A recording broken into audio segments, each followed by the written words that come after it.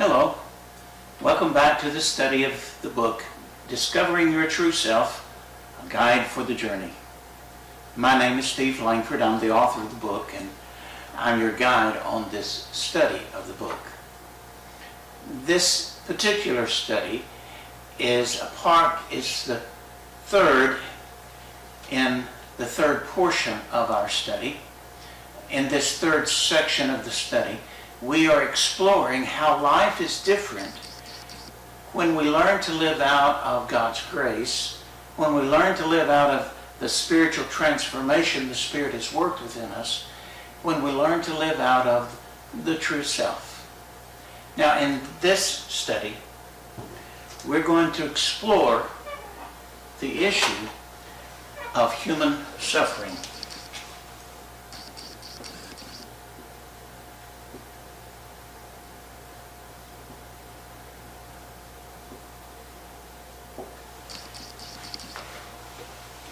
We're going to look at those times when stuff happens.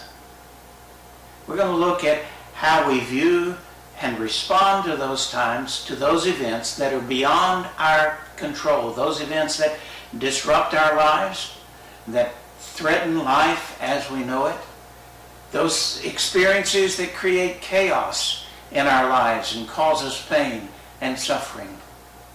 No one is exempt from these realities. They are a part of life. We cannot avoid them. We cannot escape them. As we think about human suffering, our experience of suffering, there is a truth that is paramount that we need to grasp. That truth is that our response to the suffering helps determine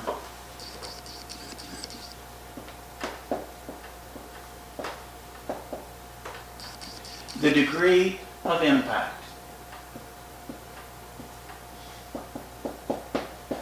Our response to this event that creates chaos in which we feel so powerless, our response determines the degree of the impact. Now, our response doesn't mean that we can change the event, that we can escape the event, but it does mean that our attitude in the midst of dealing with the event determines the degree in which that event impacts us. Now, the very natural reaction out of our humanness is one of anxiety and fear. And naturally, we want to escape it. These painful events represent a loss to us. They represent the destruction of life as we know it, and they present us with pain. And who doesn't want to avoid that, and who doesn't want to escape it? Notice that what happens in this is that the challenge comes, that life event in which stuff happens, and that challenge touches our sense of being powerless. We didn't choose the event. We were powerless to prevent it or to avoid it, and we're powerless to change it. And whenever we experience powerlessness, that powerlessness automatically produces anxiety and fear. And that anxiety and fear then creates an emotional reaction that then contributes to what we are experiencing.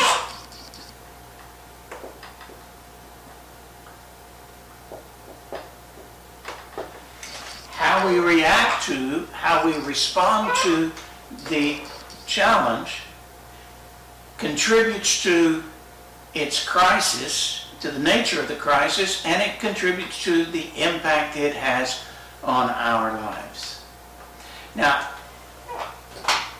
the biblical writers speak to this natural reaction.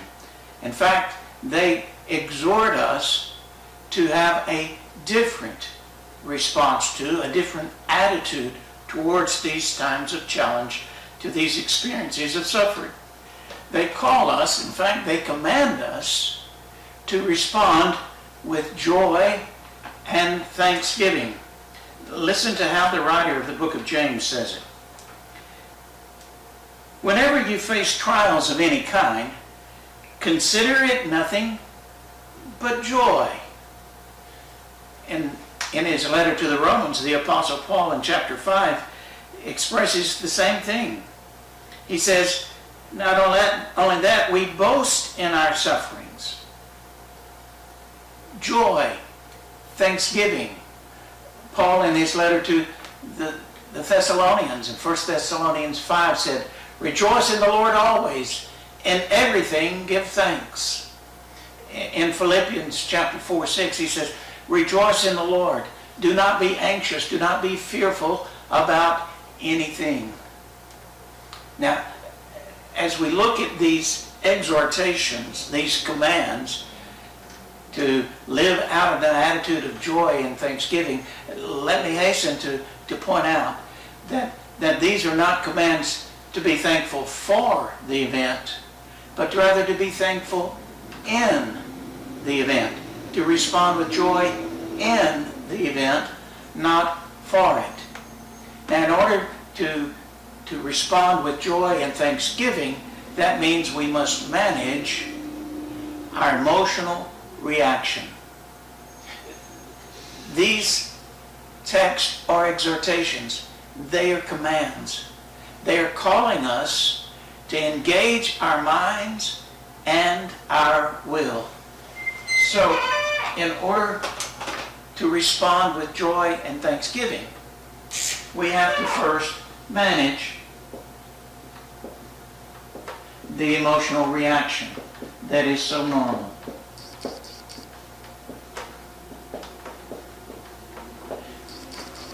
Fear and anxiety are the natural response, the natural reaction.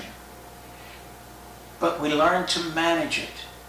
We've looked in previous studies during this series about managing the anxiety using our breathing as a pattern to prayer that then puts us in a position to experience God's peace, the gift, the work of the Spirit within us.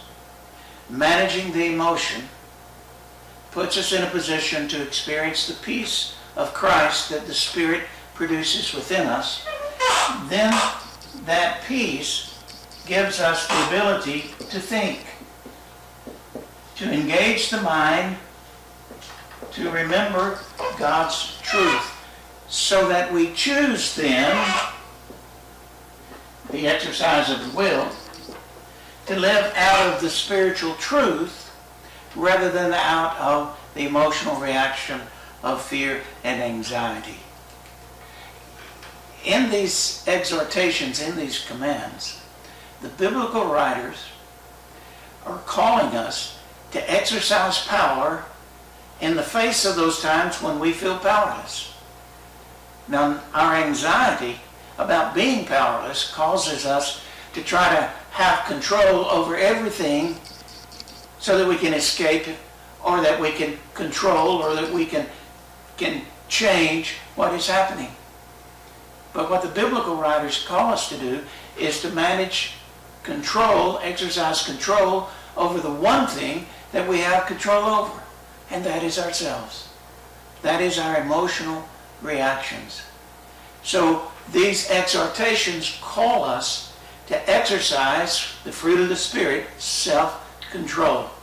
Managing the emotion puts us in a position to experience God's peace so that we can engage the thinking, identifying spiritual truth, so that we choose to live out of that spiritual truth. This kind of response to life's challenges, to the stuff that happens to us, is an expression of faith.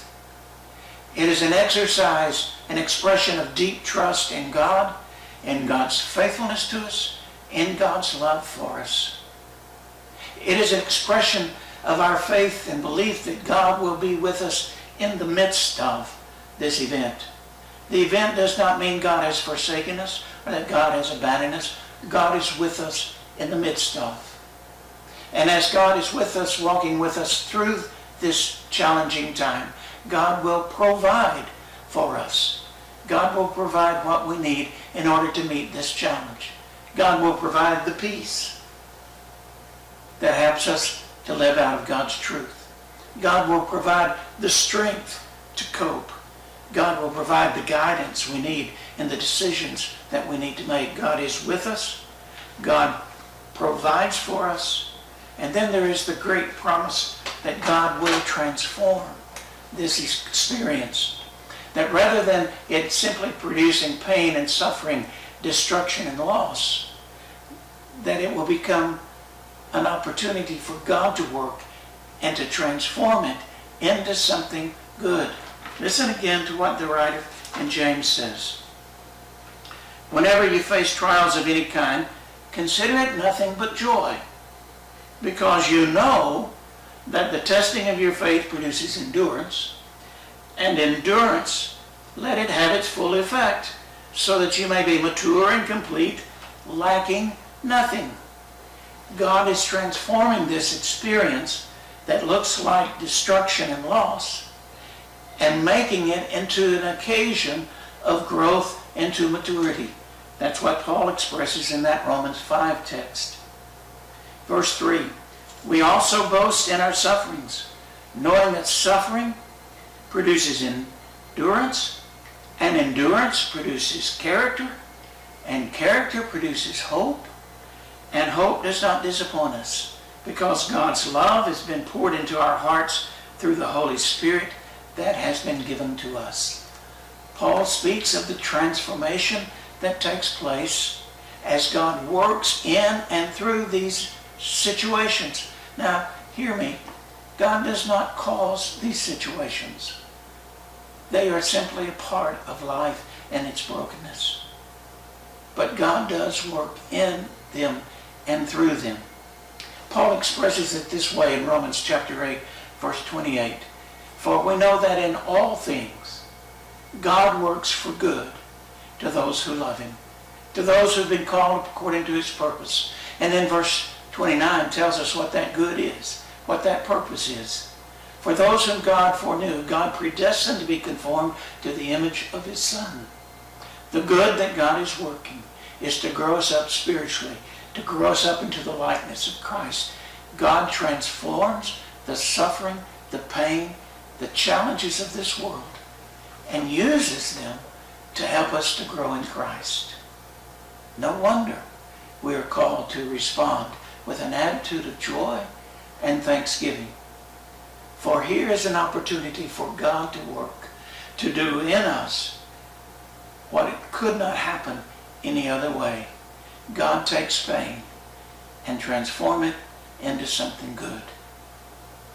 When we learn to look at life's challenges, life's suffering this way, it changes the way we face what may be life's greatest challenge, facing the reality of our own death. Experiencing our own death is the ultimate experience of powerlessness. It is the ultimate experience of being alone. Two of the things that we fear the most.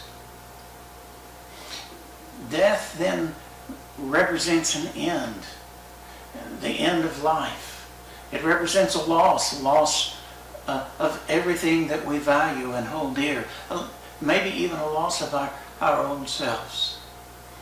And so it is very natural to face death with a deep-seated fear and to want to avoid it at all costs. Except that's not the Christian view or perspective of death. The Christian view of death is that death is not an end. It's simply a beginning. It's not a loss.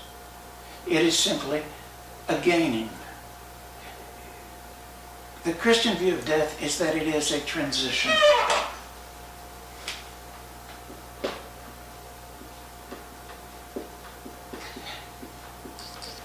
Death is an experience of moving from into.